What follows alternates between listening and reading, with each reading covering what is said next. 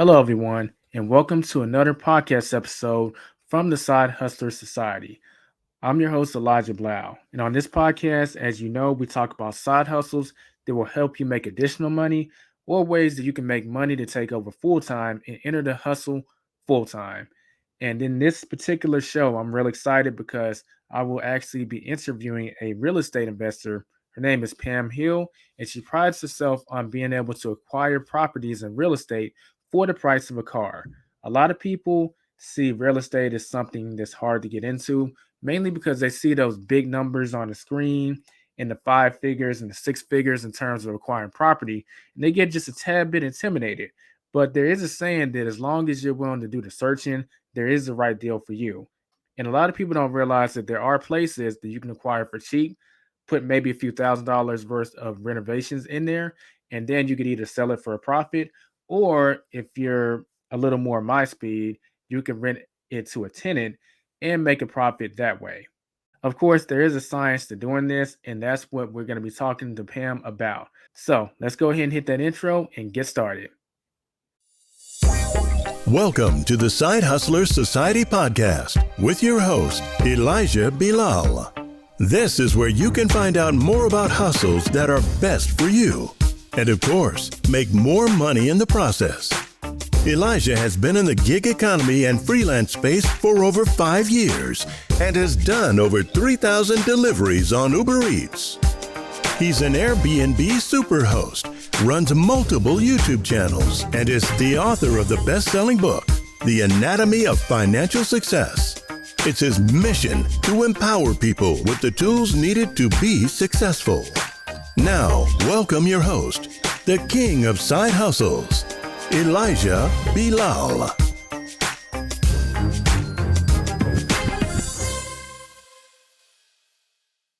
So Pam Hill is the founder and CEO of My Smart Cousin and a real estate investor who owns 25 properties and 31 units, all purchased for the price of a car, and in some cases a bicycle at $2,500 to $35,000. She began her real estate investment career 10 years ago during the Great Recession as a side hustle while working as an executive at an electric utility company. Since then, she's become the smart cousin to everyone in her family with personal finance and real estate advice, as well as a real estate investment coach, teaching others how to buy their first or 100th property for the price of a car. She's had many surprises, insights, and discoveries along the way, and will share what she's learned in her entrepreneur journey, as well as how to buy a house for the price of a car.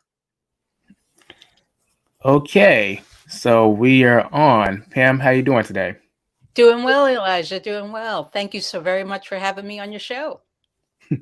Hey, it's very much appreciated in reverse. I mean, real estate is a endeavor that a lot of people want to get involved in, but there's some ambiguity on how to get started, and there's probably 101 different ways on how to do it.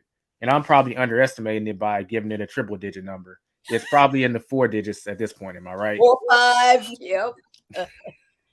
But I actually think that's kind of the beauty of it, if we're going to be honest.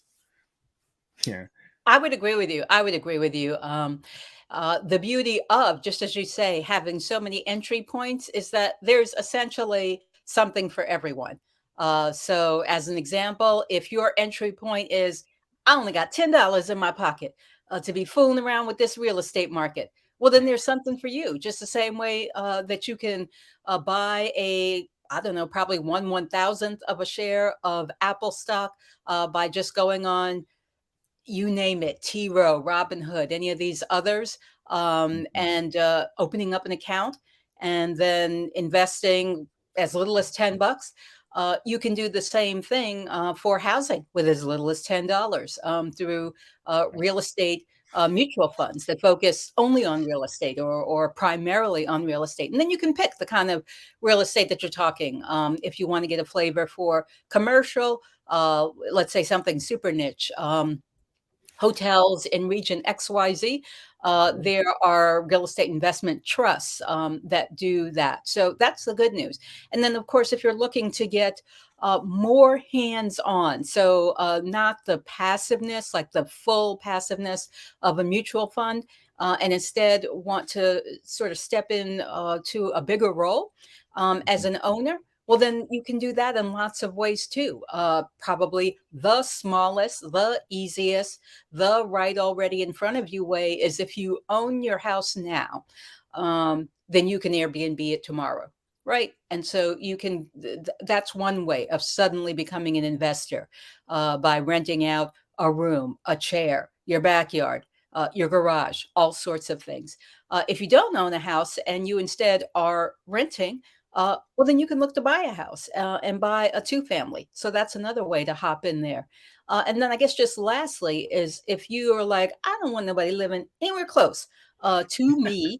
I am an investor, and that means stay back, folks. Well, then you can buy a property. You can buy it for the price of a car. Yes, you can still buy it even today for the price of a car. Obviously, not in every market, but in an awful lot of markets. So I think that was really insightful what you said, Elijah. And yeah, that's powerful because so you're basically saying there's a passive approach, which a lot of people, very popular crowdfunding platform that's really popular in the real estate game right now. It's called Fundrise. Now you do need to. Have you heard of Fundrise before? Yes, yes, I have.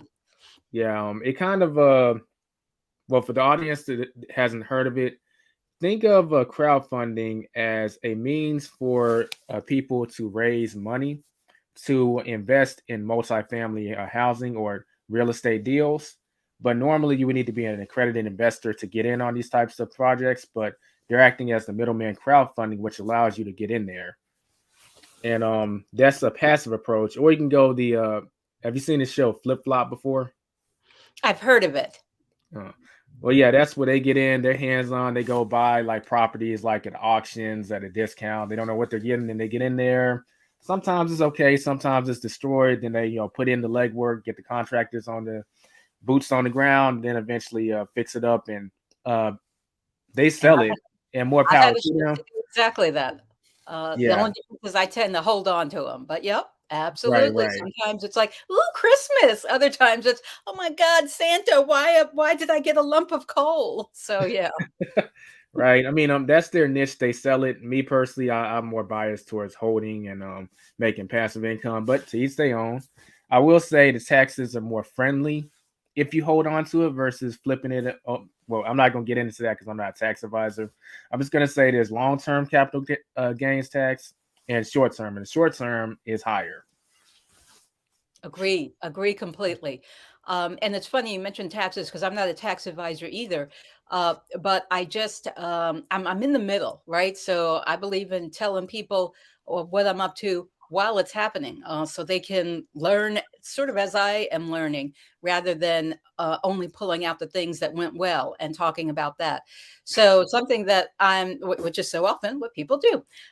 So what I'm right in the middle of is a rooming house. So I bought a rooming house about 3 weeks ago in New Jersey, and I had never anticipated that I'd be in the rooming house business. I wasn't looking to do that. I was actually looking to do sort of the second phase of my investment strategy. So if the first phase has been, hey Pam, buy these houses for the price of a car, then the second phase has been, okay, now start selling only kind of very selectively one or two, and then use the proceeds from the one that you sell to then leg into something, meaning buy something bigger meaning more rent, more rental income.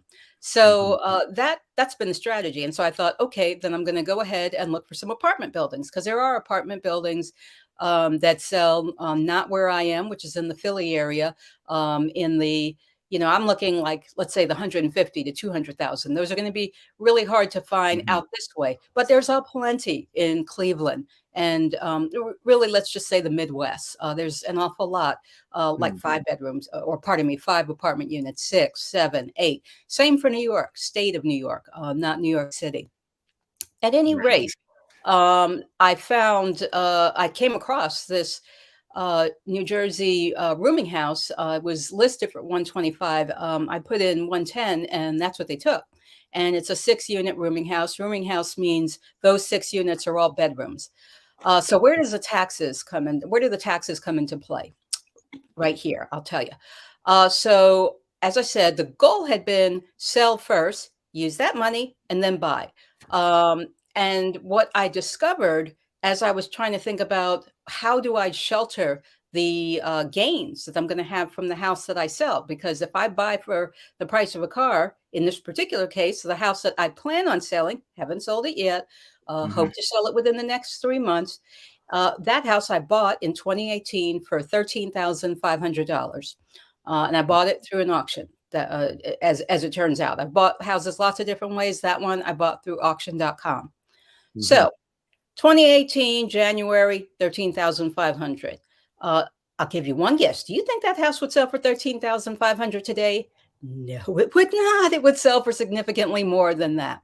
So I'm going to make a guess that I'll be able to sell it for, let's say, 140, 150,000. So that's a Hmm. lot of gain, right? If you subtract that top number and subtract out the 13.5, that's the part that I'm trying to shelter. Hmm. So since I ended up buying another place first, I tried to see, well, is there still any way that I can shelter the income? And the answer is yes. And it is something called a 1031 reverse exchange. So I Oh, know we don't reverse. want to like get Okay. into all the details of taxes and what have you, but I'm going to plant that to your listeners, a 1031 exchange and a 1031 reverse exchange. So you can look and see if you are in the business of buying and selling and then wanting to make sure that the gain that you have on the sale does not get hit with a capital gains tax, how you can do that. And it's through this particular instrument. And it protects you so long as you then use those gains and buy another investment property. Right. And yep, obviously at some point we'll probably bring on a tax advisor that specializes in real estate to go deeper into this. But the general concept is as long as you're acquiring a property that has a greater value than the one that you're selling, you could technically what is the word I would say? It's deferring taxes and you could do it indefinitely, technically, as long as you keep scaling up. Yep, And exactly right. it fits the problems of good problems to have. Like there's a in one of his books, one of Robert Kiyosaki's books for the Ah, audio yes. listeners. I just showed one of his books, Rich Dad Poor Dad. Not in that particular book, but in one of his books, he talked about how people have different types of problems based on what side of the cash flow quadrant you're on. I found it amazing how he would say that on the employee side and self-employed side, like if you buy a house, they would tell you, hey, you should get a bigger house so you can get a bigger tax deduction, which requires you to get into more debt. But on the other side, if we're talking about what we're talking about here, if you're an investor, they'll give you the opposite advice to say, hey, if you want to pay less taxes, you need to buy a bigger property, which in turn is going to make you more money. Exactly.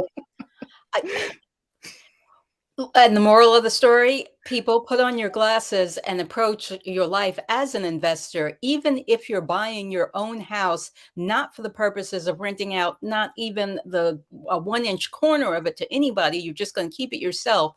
Still, put on your investor glasses. So, as an example, um, this whole notion of buying for the price of a car. And first of all, what does that mean? It means that I some 10 years ago, at the time we were dating, so my husband, but back then we were dating, he was looking for a house and he lived in an apartment. He lived in an apartment in Newark, Delaware.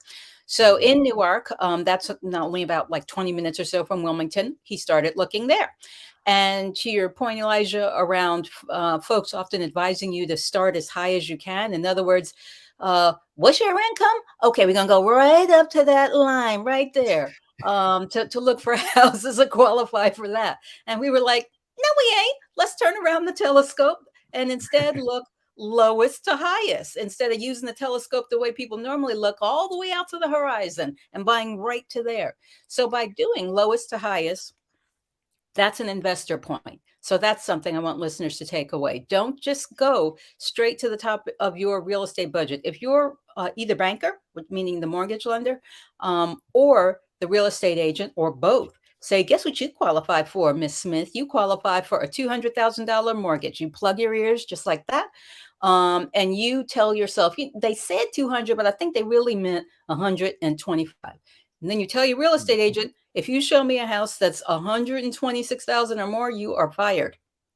I'm telling you, I only want to see 125 and less. So now you've artificially set your boundary lower so that you save that money for real investing, the extra that you have available. Then the second thing is just look lowest to highest with your criteria. So if you want a 3-bedroom, 1-bathroom house with a garage, stick that on Zillow, Redfin, any of them, that criteria, and then look lowest to highest. And you might be happily surprised. And my husband and I, we eat our own cooking when it comes to this, because the house that we are in right now, it's a 2-bedroom, 1-bathroom, and it's just outside of Philly in one of these bedroom communities, and we bought it for $35,000. Wow, that's awesome and pretty inspiring too. Yeah, yeah. And again, I really encourage, especially if someone, kind of no matter what your age, like I was going to say, especially someone young, but also especially someone old, right? Because Mm. back to Robert Kiyosaki's point around where you are on the continuum, that's where you should sort of be. And thinking about what your investment approach is. So if you are old, whatever, the fact of the matter is, if your house is not paid for, um, you're gonna struggle, right? That's just gonna be an expense that you have from then on. And even once your house is paid off, you're still gonna have to pay on it. You're gonna have to pay your property taxes, your Right. insurance, and so on. So if you're older, then you need to find a house that's right in this much lower price range and buy it and stop renting. And if you're younger, then same advice. You need to buy something very low, and don't make yourself get used to living high on the hog. You don't have high on the hog money. Don't be living high on the hog. Start living cheap through these kinds of investments, not by drinking one less Starbucks, but by making investments that make sense, that then free you up and change your mindset. End of lecture. Nice. You know what? That preaches an ideology that I think is undervalued. When people want to make more money, their first instinct is to cut costs. And if you are overspending, by all means, do it. But a lot of times it's easier to increase your income, and you can do that by getting another trade or skill and getting on the hustle. I mean, this is the Side Hustler Society podcast, so obviously we preach that.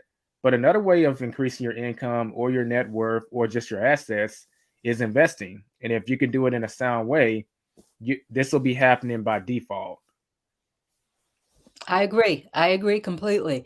And I'm glad you brought it back to this being the Side Hustlers podcast, because even as we talk real estate investment would have been my side hustle.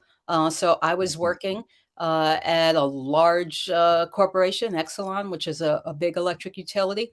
And I was working out of Baltimore at that office, and in a super busy job, a very high powered job, didn't really have time to turn, even look left or right. But when I saw how my husband had bought this house, and by looking cheapest, the house he bought, $26,500 in Wilmington, a 3-bedroom, 1-bath, solid property that we now rent out. But at any rate, once I saw that, I couldn't unsee it. And so I then made time, during the weekends, in my free time, whatever, to Mhm. start looking for properties. And to your point, letting that be the side hustle, letting that be the additional dollars that would go into the bank account, and then just simply growing it over time, and focusing, back to what I said to folks earlier about discipline yourself to start low. That's what I did. It wasn't a hard discipline for me, because, as you can probably guess, I am naturally cheap, and not willing. To me, I just think of it as, I'm not going to waste money. Um, Mhm. I will spend money on things that I value, right? Mhm. Travel, family, that kind of thing, and I just don't value an extra, coat of paint on a wall and pay somebody $50,000 for the privilege of that. So that was my side hustle, and it's one that I absolutely advocate for everyone. I focus especially on Black people, brown people, women, because so often today, and certainly historically, we are not in those discussions. So, Mhm. Oh man, that's so true. So like the means that you use of investing, like overall, like what strategy do you use to invest? Or does it have like a particular name? Because real estate has various strategies, and they usually all have some type of name. The Right. strategy or strategies that you use, like what are they? I suppose that my strategy, I haven't really christened it, but I always go back to what I said when my husband bought that house, the first property. I said, I cannot believe that you can buy a house for the price of a car. I cannot believe it. Um, so that's my strategy: buy a house for the price of a car. That's what I advise people to do. Uh, if they can't find one in their area where they are, which like I'll just rule some places out from jump. California, impossible. The Hawaii and Alaska, no, Why is that not nothing, surprising? that kind of thing. Right. Um, of course, even in those states, you can buy for a whole lot cheaper than what the average price of a house is. I mean, the average price of a house in the U.S.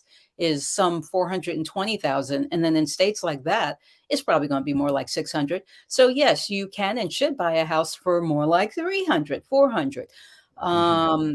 And it won't be a whole house. I'm sure it'll be like a condo or something a lot smaller. Right. Um, but for folks who are in the South, for the most part, again, certain cities, impossible. Like Atlanta, that boat has sailed for cheap houses. But Mhm. other cities in Georgia, Macon is still not too bad. Number of other cities there. I mentioned New York, New York State, Albany, Schenectady, uh, not so much Buffalo, but a number of other areas in upstate New York, literally 20s, 30s, and 40s for a single family house that is in not too bad a shape. Not too bad to me means it probably needs a furnace, or certainly a furnace tune-up, Hmm. maybe some repairs to the roof, and then some other mainly cosmetics like appliances and what have you. So you're going to be all in for about 25,000 added to the price of the house. Right. But that is entirely reasonable. So you'll find, I'd say at least 26, 27 states are going to have plenty of deals. And on any given day, you can find hundreds of houses. Okay. So you would say it's pretty key to, especially when you're getting started. A lot of people they just get excited. They want to get in the game, so they kind of want to jump at the first deals they come across, and oftentimes those aren't the best deals. But if you're willing to actually just sit down and really define your criteria, which in this case is acquiring for cheap, and keep looking until you come across a deal that's reasonable, and then negotiate that. That's very key. And don't be afraid to step outside your local market. A lot of Absolutely. people, a lot of new real estate investors, they're just so mentally confined to their city or even just their surrounding cities that the thought of like maybe driving an extra hour or two is just not in their mind at all. Just open your minds to that concept. Would you say? I would agree. I would agree completely. And how someone can maybe condition themselves is through um, I'm going to call it pretend practice. So what I mean by that is, to what Elijah was just now mentioning of not jumping at the first deal you see. Let's say that you see 5 deals that all look pretty good. Then open a notebook. Either the good old pen and paper style, or else create a document on your laptop. Write down the addresses of those houses. Write down what you feel like is a fair price for them. Then follow those 5 houses, see what they actually sell for. And you'll be able to see that probably in 3 or 4 months, not later than that. Sometimes as soon as only 1 week or so after they've sold, you'll see what the price is. And then check and see what the property taxes are for that house. Check and see what, even if that house is not rented out, let's say a family moves in it, check and see what the rent is for that zip code. So, as an example, type in that zip code, and then afterwards write the words for rent. So zip code 12345, house for rent. And then you'll see what you could rent a house like that out for. So that's Mm. a way to begin practicing. A second way to practice is within your own city. Let's say you only want to start looking in your area. When a house is listed for sale, even if you don't have a real estate agent, the house does. The house has an agent because whoever the seller is, hired an agent unless they're doing it as one of these I'll sell it myself deals. So look at houses that are listed for sale with an agent that look good to you and call them right up and say, I'm interested in looking at that house. And guess what they'll say? Come on in. Are you free tomorrow? Because they want to sell the house. And then again, that's the pretend practice. You're going to go in there, you're going to ask all kinds of questions, and you are going to start getting a sense of the difference between houses from one to the other. And that'll get your knowledge up and your confidence, your heart up and ready to go. Mm, good tips. It increases your awareness of the industry and it gets you on the field. Like, there's no Absolutely. better practice than the real thing. And the real thing doesn't necessarily mean you have to go through every single step of closing a deal. You can progress while you're practicing. Then eventually, when you do find a deal that you want to jump on, you go ahead and do that part.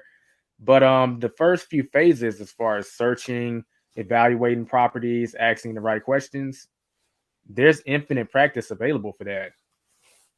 Absolutely, there is. I would suggest that folks, as a third form of practice, join meetups and look for meetups. Well, if the meetup is one of these, I'm just trying to sell you my product meetup. Plug your ears, right? You know how to do that. And if you don't, then don't join the meetups so that you don't be spending all kinds of money. But there are plenty of kind of free meetups. You know who would have good meetups? Real estate agents, because real estate agents Mhm. usually are not trying to sell or not trying to sell a program. They are instead trying to sell a property. So that can be a good way to begin to get familiar. And I mean, I'm not slamming programs across the board, but there's a lot to learn yourself. So spend time Mhm. doing that first. If you can just understand what your goals are and what good and not good look like to you, uh, you'll be ready for a coach. Because if not, you're going to end up paying a coach money to just take you to that step. And while that's an Mhm. important step, you need to be way past some steps in order to actually get the financing and buy the house. Nice. Plus, these programs ideally want to make your money back as soon as possible. If you haven't done these prerequisite steps, it's prolonging you getting your money back and actually getting a deal. But when Exactly. you can do that stuff by yourself, if you do decide to hire a coach, then you're prepared to actually execute, and you can get a deal and make your money back a lot faster. So why Absolutely. jump the gun when you got to do this stuff anyway? Just do it on your own. Yep. 100% agree. Make the coach work for you. Don't just sit back there like a teacup waiting to be filled up. Oh, I love that. I love that. Okay. So when it comes to acquiring like properties for cheap, do you have like a particular tactic or way that you go about finding these properties that you want to share with the audience? Because Sure, some people might be absolutely. wondering like, what is Absolutely. yeah. So what I say is do the following. First of all, for houses, if you're sort of don't mind what part of the US, there's not any particular state that you're interested in, then you can find houses across the entirety of these United States on Zillow.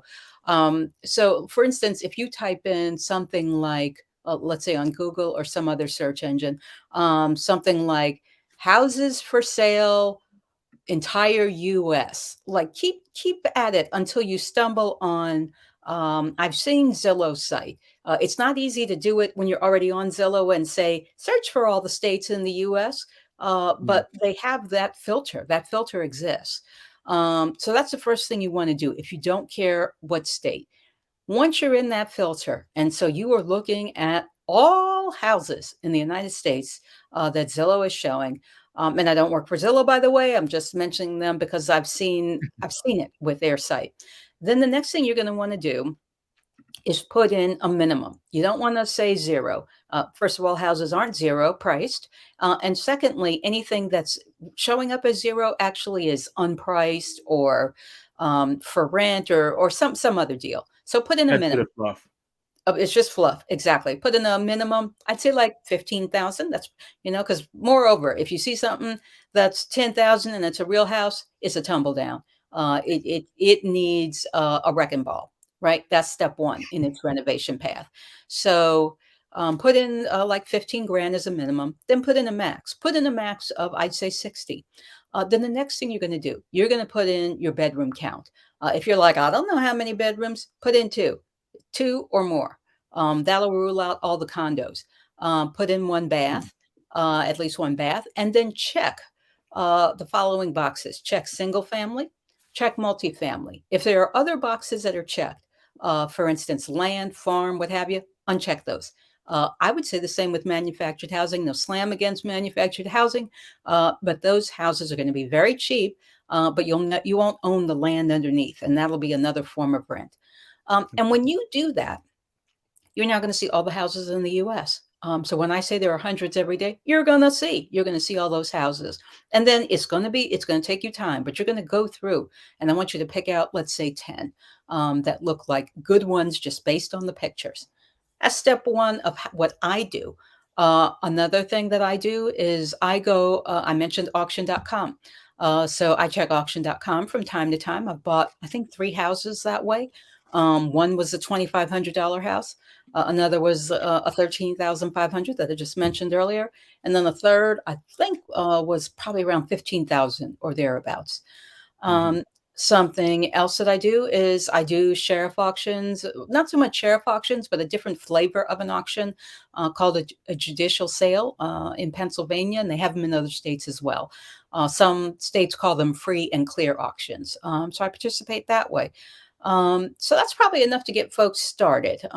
Any of those is going to get you a house for the price of a car. What I will say is do not buy. If this is your first rodeo, your very first house you're buying, don't do a judicial sale or a sheriff sale unless the property has an MLS number, one of those real estate numbers that say, oh, it's listed on, again, Zillow or what have you. The Right. reason why is because you don't want to buy something sight unseen. Remember when Elijah talked about sometimes that's the case. You don't want that for your first property. You want to see it, walk around in it, get a sense of it. So stay away from those until you've got more experience and more bandwidth to be able to, if you have a loser, you can absorb it. But if it's your first property, you can't absorb, something that's just terrible, terrible, terrible. Right. So, audience, you want to keep the flip flop scenario on the TV. You don't want to live it, at least not initially. Get some experience under your belt and some properties to fatten your portfolio. So if you did get a bug, you could absorb it, like she said. Absolutely. Absolutely. And I've gotten a couple of losers. I mentioned judicial sale. I bought 4 properties in Pennsylvania through a judicial sale, which again is a free and clear sale. I got those a few years ago. Each one was about $7,000. Of the 4, 2 were great, wonderful. Maybe 15,000 or something like that worth of fix up, and then rented out in a matter of months. 2 were terrible, but even the terribles I was able to sell for more than I bought them for maybe clearing about a $10,000 or so profit. But that's not the kind of thing that you want to do, going right into things. Right, right. Okay. So a lot of people in the audience, they might be wondering, like, when you buy your properties, do you do financing or do you acquire them via cash? So I acquire them via cash, again, because I'm buying for the price of a car. So that is something Right. that's possible, right? When you're buying a house for 7 grand, you can do that. Um, I would say that certainly if financing is what you need to do, don't let that stand in your way. Don't feel like, well, Pam, I ain't got it like you got it. So I guess I got to sit here on the sidelines and save up. No, you don't. Um, I bought a house. It's a 2-family house, and I think it was 35.5 or something like that. And it was a Fannie Mae house. So Fannie Mae is one of the federal government entities that essentially insure mortgages. And sometimes, they end up owning it. No different than when Bank of America or whomever has to take back a house because the person who's paying the mortgage is unable to. So I mentioned Foreclosure. that. Exactly, foreclosure. I mentioned that to say that even these houses that have a small price tag, if you're going to live in it, then you can get FHA financing. FHA is the Federal Home Administration, or Fannie Mae or Freddie Mac or some other federal government financing. And they will take out their magic wand and make you an investor overnight, because they will finance properties up to 4 units. Again, as long as you live in it. So if it's a single family house, a 2 family, a 3 family, a 4 family, as long as you live in one of those units, that is your primary residence, you can buy it with a regular old 30-year mortgage. Okay, okay. And as far as the process of acquiring a property via cash or financing it, what would you say? Are there any differences in the process when it comes to the separation between the two? Like, Yes. yeah. So when you buy for cash, it's easier. It's easier because the seller then knows, okay, I'm going to definitely get my money. I don't have to sit around crossing my legs, hoping and praying that the lender approves this, uh, probably in not wonderful shape, but so shape, that the lender Mhm. approves a property that's only in so shape. So cash is going to be easier for the buyer, and for the seller. It's easier for the buyer because then the buyer doesn't have to worry about trying to qualify, and it's easier for the seller because they don't have to worry that the buyer's firm offer goes away because the lender goes away, gets cold feet, whatever it is.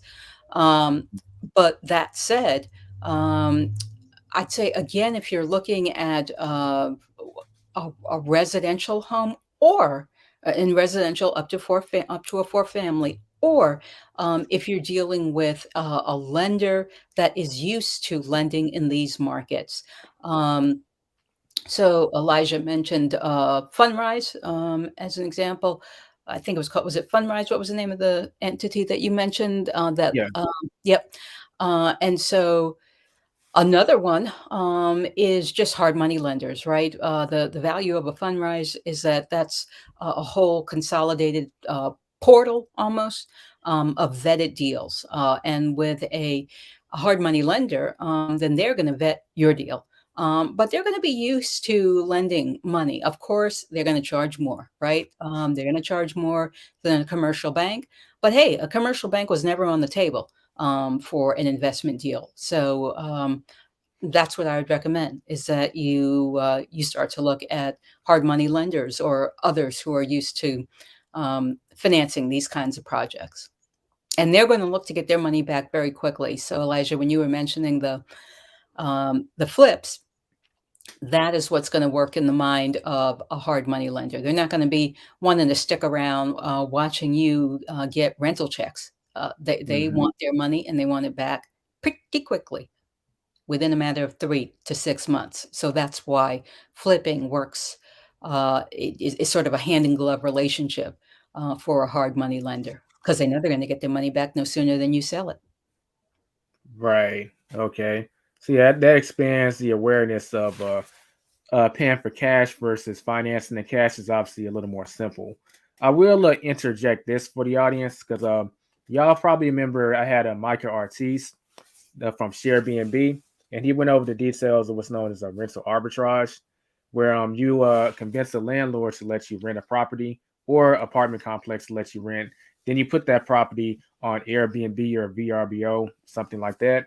Now we talked about how rental arbitrage is very scalable. You can acquire properties faster, or you can make a lot more money faster because obviously you make money at a profit so that each property cash flows like $800,000 per month. If you just get like maybe 4 to 5 apartment units, don't take money out, just to let that cash stack up. And before you know it, you'll be in the 5 figures. You can take that cash and actually acquire a property in cash, like Pam is talking about.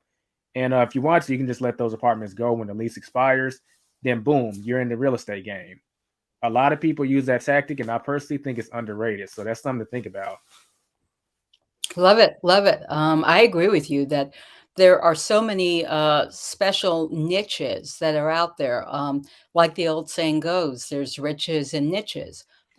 So just as I'm familiar with this particular niche of buy a house for the price of a car, and that's underrated and unknown and unexplored and so on. Likewise, this one you were mentioning, Elijah, I really like too, because clearly it works because somebody working it. The only question is, are you going to work it? Are you going to learn it? Absolutely, I'm sure there are landlords that are out there that would be willing to rent the entirety of their building, know that they're getting a rent check from one person instead of from 10. The headaches of rent collection. Um, and then that can suddenly become your entry point. And for folks who feel like, well, what landlord would do that? Plenty, because many landlords already rent in that way. So, for example, if they rent to, let's say the Salvation Army or some other nonprofit who might be in the business of providing, I don't know, maybe housing for the homeless or teenage girls or pregnant, whatever it is. In that instance, then you, as the landlord, have only one lessee, and that's whoever the nonprofit is that you've entered into this agreement with. And that means you get just one rent check, and it's a guaranteed rent check. And you don't have the headache then of trying to collect from all the essentially clients of that nonprofit. So think about it that way, that in the same way that is a tested business model, likewise what's being mentioned here is as well. Yeah. And I'll say this and then we'll move on because I'm not going to turn this into a podcast about short-term rentals and the benefits. But a lot of people don't realize that there are benefits from the landlord too. And then a lot of times you're approaching it wrong. You're asking them, hey, can I Airbnb at this apartment complex, a unit or whatever, versus not realizing that they had to hit a certain occupancy limit, occupancy rate rather, in order to get financing for future projects. And when things happen, like let's say, maybe the pandemic, that can mess with those rates. And here you come, they're like at 60, 70% occupation, which is horrible. And you say, hey, I'll pick up 10, 15 units, but I want 1 to 2 months of rent for free. And the reason I want that is because I need to furnish all these units so I can get them to generate a profit pretty fast. And I'll sign a 2 to 3 year lease. That way, you don't have to worry about renewals or even evicting anyone. And it's in my best interest to keep this property in good shape, because if it's not, I'm going to lose money. So what do you say? A lot of people Yes. jump in that deal. Where do I sign? Right. But I'll refer everyone else who's interested in Airbnb to that show I did with Micah. I'm going to stick to real estate investing here. So Pam, if you're cool with it, we can kind of switch gears from actually acquiring properties to like, hey, I got a deal. I got a property. So like, what do I actually do from there? Yep. So once you've acquired a property, do you have a particular like pricing strategy you do when it comes to like putting that property on the market and getting a tenant in there? Yes, I do. So what I do is first I understand what the rental market looks like. So if you all remember that pretend practice homework assignment that I gave you of uh, finding 5 properties that look like the kind that you'd want to buy, and then checking to see, well, what did they actually sell for, and trying to get a sense of what the cost is to own such a beast, to buy, checking taxes, property taxes, which is usually a pretty big chunk of money. And there's other things to check too, property insurance and so on. But then after that, checking to see what the rent is and checking the rent in that neighborhood by just simply typing in that zip code, and then whatever the property is. So if it's a 3-bedroom, 1-bath property, then typing in zip code 12345, house for rent, 3-bedroom, 1-bath, and seeing what comes up across all the rental sites. So that homework that I gave is rooted in what I myself do. So before I buy a property, I look to see what the rent is going to be. Something else that I do is I check third-party sources of what the approved rent is, or I guess I would think of it as the as high rent, as high. It could go as high as this potentially. So Mhm. that third-party source would be HUD, the Housing and Urban Development Agency. So HUD, Their largest program for rental assistance, that is Section 8, which is also called the Housing Choice Voucher Program. And the reason I mention it is because if I'm buying houses for the price of a car, you can imagine that these are not in Jeff Bezos' neighborhood or Warren Buffett's, right? Because if only I could buy a house in them neighborhoods for a few grand. I cannot. You cannot. And that is because these houses are available in low income neighborhoods. It's as simple as that. So a low income neighborhood means low income people are living there. So low income people in turn means um, looking at what a housing choice Section 8 voucher is priced at, what that maximum rent is. Even if you're not renting to someone who receives a voucher, their finances look exactly like someone who's receiving a voucher. Again, Mhm. because when you're living in a low income neighborhood, you have low income money. That's one of the terrors, certainly, um, of real estate in this country. So Mhm. Section 8 is a good proxy to check. So how you check that is by typing in the following. Type in fair market rate, FMR, fair market rent, FMR, fair market Fair rent. market rent. Okay. Rent, exactly. And then all of the federal government, their calendar is not the calendar year. In other words, January 1 to December 31. Their calendar is a fiscal year different than January 1 to December 31. And the fiscal year is October 1 to September 30th. I only mention that because here we are in late October, meaning we're past October 1st, meaning we're in the new fiscal year of 2023. So we are in fiscal year 2023. So when you type in FMR or fair market rent, you're then going to say fiscal year, FISCAL, or just simply FY 2023. And Mhm. you are going to see, you'll have to probably click a link here and click a link there, but you'll see what the FMR is. And how you'll see it is you'll type in the state and the city and or the zip code, and then it's going to show you what the max rent is. Or actually, they don't call it the max; they simply call it the fair market rent for studios, 1 bedroom, 2 bedroom, 3 bedroom, 4 bedroom. I don't think they go as high as 5 bedroom. Cool, So cool. that's how I figure out what the rent's going to be. Nice. So that's actually a lot of tools and tactics you can have at your disposal Mhm. to figure out a fair. It's basically a pricing strategy. That's right. That's right. It is the rent that you can charge. What I would say when you look at that is whatever the number is, especially like on the higher end. So, for example, I mentioned Penns Grove or Paulsboro. I can't remember which city, but some of the cities in Jersey, they have rents that approximate the rents in Southern Jersey, I should say, have rents that approximate the rents in Wilmington, Delaware. And so for a 4 bedroom, that rent might be close to 2 grand. So it's not as if the government is going to say, and here's your $2,000. They will if that $2,000 rent includes all the utilities. In other words, there's no Oh, utility burden for the renter. If there is a utility burden, in other words, you expect them to pay electric, gas, water, what have you, well, then that $2,000 is meant to cover the entirety of living in that house. So in nice. that $2,000 example, you should back it off. You should say, well, 17, maybe 1800. That might be the rent that I could expect to receive uh, on a property like that. Oh, that's good to know, because you may price wrongly because you didn't know that everything is included, but you need to know that everything is included since you're the one that's going to be renting it out. And if Exactly. you don't make the appropriate math to come up with the right rent, then you could get the price wrong. Okay, Exactly. Exactly. cool. Agreed. Agreed. Okay, so a lot of people, they have like a phobia of like, oh man, I really don't want to have to evict someone. So like the answer to that is to get a quality tenant.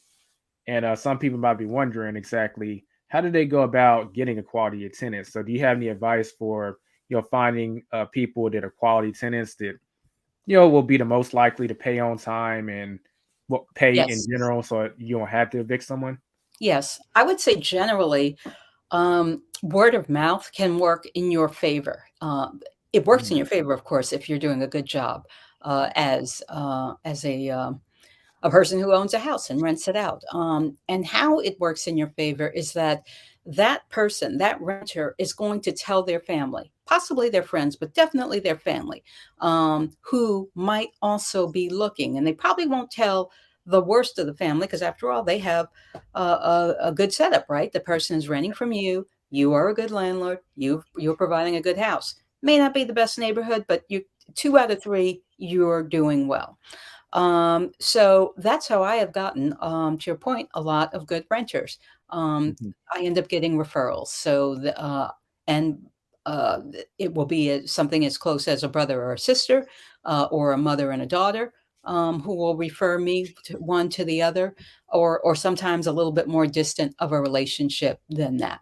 Um, I would say, secondly, is to if you're not that good at qualifying folks, then just hire someone. Let somebody else do that for you, so that you don't have the um, have the mistake maybe of bringing on the wrong people because either you didn't know what to look for, or you did know what to look for, but you got nervous in the moment, you got scared in the moment, or you got uncomfortable in the moment, whatever it is. So Mhm. just use a third party to do that for you. It'll still be your tenant, right? You can't be like, hey, third party, you gave me somebody who screwed up. But if you are giving them criteria, it makes it more likely that they're going to stick with it versus you. Because after all, we're human, and we're going to take some other things into account in the moment that might not have been part of your approved criteria. Good advice. Mhm. I'm actually kind of curious. Do you have some kind of referral program, or is it just like people are just referring in general? Like, do you have some way of incentivizing referrals or not? I don't. I don't. I 'Cause, guess I try to incentivize referrals uh, by providing very good customer service. So kind of like how, I don't know, a restaurant or a store or what have you, would rely on word of mouth, positive word of mouth, to get right, right, customers. I kind of take that approach, and I try to say that as well, like to other landlords or aspiring investors. Remember, you're in the customer service business. Like even the term landlord, I really hate that word. It's a very archaic word. It's land, lord. It's right. Sounds it's that medieval now that I'm actually sitting here thinking about it. yeah, yeah. It's that kind of word of that automatically creates like this false power dynamic, Mhm. and yet an internalized power dynamic that people who own a property will have that no other business has that. No other business is like, I'm the landlord and you better do what I say. I mean, nobody else does. They're like, please, customer, come back. Again, a restaurant will do its best to try to make sure that their customer service is outstanding. But oftentimes, um, people who own houses and rent them out might not have that same mindset. So Mhm. I'd say that's a part of it too. Get your mindset right. That's interesting because in most cases, I tell everyone if they're in business for themselves, they should have a referral program. But this is one of the situations where I actually would say it's probably better not to, because if you get a quality person from someone who refers you, I think it's better if they're not incentivized by money. Hmm. Because if they're incentivized by getting money, they're just gonna call any mojo, regardless of their qualifications, send them your way, and you close on one of them, and then they get paid. And what if they're a crappy tenant? Versus if that wasn't in the equation, they're probably going to send you some because they have a relationship with you, and they don't want you to go through something bad. And whoever they're referring, they don't want them to not be able to afford That's it. right. So it's actually a good match for everyone. It's probably better if you don't have a referral program in this Yeah. instance. I can see I that. think it works out because the people who they're referring to me, they already have that deep relationship with them. They feel obligated to them. Oh my God, it's my sister. She need a place. My mother, my daughter, my first cousin, whatever. So they already they're a whole lot more in debt and obligated to that person and don't want to do wrong by that person. So they're entrusting you with that person. Right. And obviously the second point that Pam said, if you don't feel comfortable with it, outsource it. Like you don't have to do everything. I think that's one of the beauties of being a business is you don't have to do everything yourself. You probably shouldn't do everything yourself. If we're going to be honest. This outsourcing party could just be a lot better at screening than you. That's fine. Just outsource it. It'll help you sleep better at night. It's very true. It's very true. I think just like you're saying, Elijah, you can't do it all. Shouldn't try to do it all. Um, y- Many leadership, I suppose, blogs and masterminds and what have you will tell you that you cannot be the CEO of your business if you're wearing every single hat, doing the high wire act. And I know yet we all do it, but that's what you're aspiring to and working to do is work yourself out of that. And I mean, I say this as someone who's been in corporate America in very lofty positions as a CEO and CFO of a couple of utilities. So you lean on your staff, and I know in the beginning you ain't got no staff. It's you, but that's what you're working towards is getting that staff, even one person, somebody. Right. Yeah. So a lot of people they may actually be wondering this next question, but as a real estate investor, you obviously need to have people around you to have certain skill set, whether it be contractors or real estate agents. Like what's a good list of people that they should have in mind that they should have on their team per se? Like I know I need a real estate agent, and I know I'm going to need a contractor. Like what else do I need? Because that way, when I actually get a deal, I can start putting this team together, or I could already have the team established, and when I have a deal, I can actually get to work. Right. So finance would be the third uh, leg, I guess, of that stool. So you mentioned real estate agent, contractor. So of course, your finance person, meaning your banker or your hard money lender, whoever it is, you need to be regularly in touch with them and making sure you stay qualified, particularly Mhm. if you're going to be financing the property. Um, then, hmm. I would say another one is your property manager. If you're not going to be, let's say you're picking a particular location where you're going to be investing. And if you're like me in the beginning, where it is a side hustle and you don't have time to Mhm. be playing landlord, then you need to go on ahead and start interviewing property managers and seeing who you might want to have on your team as your property manager. So that would be a fourth person Mhm. and, yeah, I guess that would probably be it. That would get you started. And then again, just keep fueling yourself, through podcasts like Elijah's, and others. Like, get that food, that you need, so that you can stay energized and stay attuned to your bigger picture, whatever it is for why you're doing this. Nice. And I've heard that as far as a property manager, you need a certain number of properties before you can find one. Is there any truth to that? I don't know. I mean, when I started, I think the answer is there's not any truth to that. I'm sure you can start with just one because I would have had one when I started. I Mhm. mean, my very first property, I definitely didn't manage, nor the second, third, or fourth. So yeah, I started with one. Okay. Cool. Yeah. Cool. All right, so we're gonna begin the process of winding down the podcast. But my audience would assassinate me if I didn't ask this question, so we gotta get into it. But this is called a Side Hustler Society podcast. Some people want to remove the word "side" from side hustle and just be a hustler.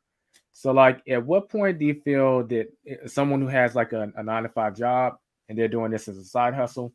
At what point do you feel like when they have this amount of properties or they have this amount of income coming in, it's probably a good time to go ahead and they have the option to leave their job. Is there a magic number in your mind or a magic scenario, if you will? Because we don't want Oh, people to yeah. leave too early. Because a Yeah, lot of people, and I yeah. agree, don't leave too early. It's such a tough, thing to answer. I mean, I guess, if I were and again, I'm not a financial advisor, just like I'm not a tax advisor, but if I were to kind of talk, generally, from a financial advisor perspective, then I would say, take a look at, all of your expenses. So let's say your total expenses right now are 4 grand a month. We'll just make it up that that's what your living expenses are. And then on top of that, you're looking to have another at least 1,000 to 2,000 a month for investments. And now let's say it's two, so that's putting you up to six. And then let's say your emergency fund, you're like, I never have been doing too good at that. So let's put another two there. And then, now that puts you at eight, and then another one for, let's say, vacation. So that's nine. So 12 by nine is about 100 grand a year. And that's, of course, after taxes, meaning before taxes, it might be more like 150 as your gross income, right? Mhm. So using that number, like just working my way up that way, bottoms up, that might be a way somebody thinks about. So if they are netting, not grossing, netting from their houses, what would it take to get $150,000 from your houses? Well, again, back to the 8,000 that we started with when we said 12 by 8. So I would say that to net 8,000, you'd probably have to gross maybe 12 to 13,000. Um, so I would say at least that, at least like a $15,000 rental income, or maybe even $17,000 a month rental income. And I don't know how many houses that would be. It depends where you live, and if it's Airbnb or what have you. But that's the kind of thing I would shoot for. But I Mhm. suppose the conservative, back to me mentioning earlier, my particular money mindset, everyone has one. So my money mindset is very conservative. So I would kind of say, if you can, just keep going, like work and do the side hustle until instead of it being 17, it's more like twice that, 34, or three times that, like really being ultra sure, because it's very difficult to go back in the work world. It's easy to move from job to job, but hard to move from no job to job. Nice. I always say the magic number is 1.5 to two times your income that you're making at the job. And the dynamics are a little different since this is real estate investing and not necessarily it's not like you became a video editing editor and then you start making money that way. Because one of the benefits of rental income is no self-employment tax.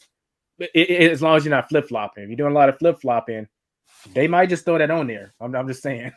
But yeah. But definitely take what we talked about into consideration, audience. And I really look at those dynamics before you do leave the 9 to 5. If you even want to. Some people they just keep their portfolio at a certain size and they just want extra money, but they love their job. There's nothing wrong with that scenario either. Exactly. And I like your 1.5 to two times. I probably go higher towards the two times just because this is if you have a job that's giving you benefits, benefits meaning healthcare, dental, Mhm. and maybe retirement as a part of it. In other words, 401k, or that dinosaur that everybody wishes was still around, pension. So if you have a job like that, then that alone, those benefits add up to maybe your whole salary or 75% of your salary. And that Mhm. now equals money that you got to bring in the door. So you should be thinking more towards that two times at a minimum, two and a half times, even if you're going to be trading away those benefits. If you don't have any of those benefits, um, then absolutely all the more reason to be looking to free yourself from what is ultimately someone taking advantage, Right. of your good time. Indeed. So I always end the podcast by asking my guests if they have any questions for me, whether it be on this topic or in general. You want to hit me with any questions, Pam? Absolutely. So tell us what your side hustle is and how you managed to be so successful at it. Well, the origin of this podcast is because I've had so many side hustles that I wanted to share it with people, the mentality and also different side hustles. But currently, the rental arbitrage, I know that by experience because I have units on Airbnb and I do rental arbitrage. They cash flow between $800 and $1,000 per month. Right now, I have two. I'm working on closing on a third. I also have two YouTube channels. Well, one is Financial Anatomy. One is called the App Lifestyle. One I teach people how to make money online. The other one I talk about personal finance and real estate. And technically, this is the third channel, the Side Hustler Society. podcast, and that'll be monetized probably within the next 6 to 12 months. And I'm also an author. I've written a best-selling book called The Anatomy of Financial Success. And before all that, I was a freelancer where I designed websites for people, and I did video editing for our clients. So all this side hustle stuff, I felt like I needed to share because I saw the trend moving away from traditional jobs and more so towards people needing to have a trade or skill or just knowing how to make money. When people need more money, their first instinct is to go get another job. And that's probably the worst thing you can do, in my opinion.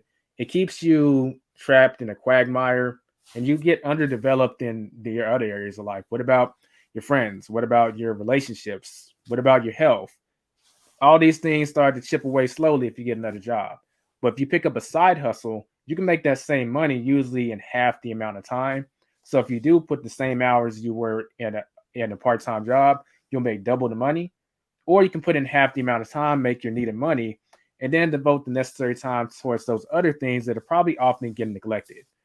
So that's the motivation for starting the Side Hustle Society podcast.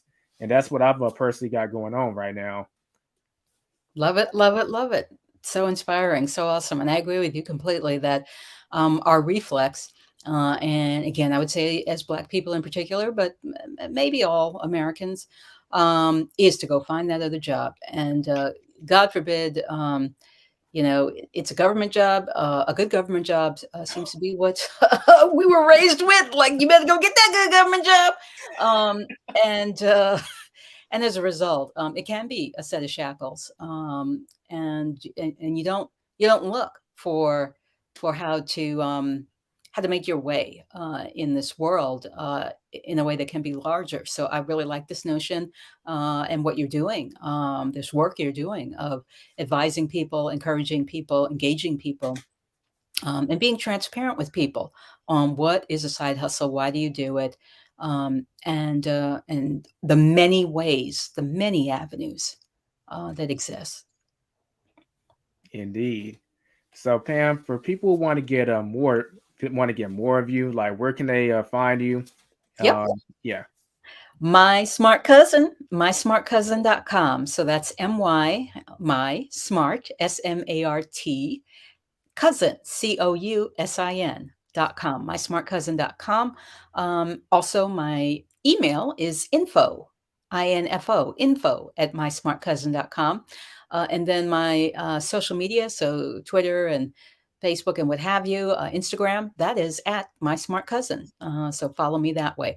And the reason for My Smart Cousin is because, as you can imagine, I'm that person at the family reunion to be following up with people if they tell me, oh, yeah, I'm going to be investing in the stock market this year. How are you now? How's it coming? You mentioned you were going to stop renting last year. How can I help you find that first house? So it's just one of those names that or I suppose roles in the family that has kind of stuck. And I also like to treat people like family, and thus My Smart Cousin. Awesome. All right, audience, be sure to check her out. And we will leave links to her social media and a website in the show notes and also in the description on YouTube. That does it for this episode of the Side Hustler Society podcast. Watching us on YouTube, if you can give us a thumbs up for YouTube algorithm, it's very much appreciated. And subscribe if you're new so you can stay up to date on new episodes that drop. And on the podcast side, if you could leave us a review, it'd be very much appreciated. It lets us communicate more value to you. With that being said, it's been Elijah Bilel with the Side Hustler Society. Get out there, hustle hard, and I'll catch you in the next show. This episode may be over, but your hustling journey has just started. Visit thesidehustlesociety.com to access all links and resources mentioned in the show that will help you on your hustler's journey.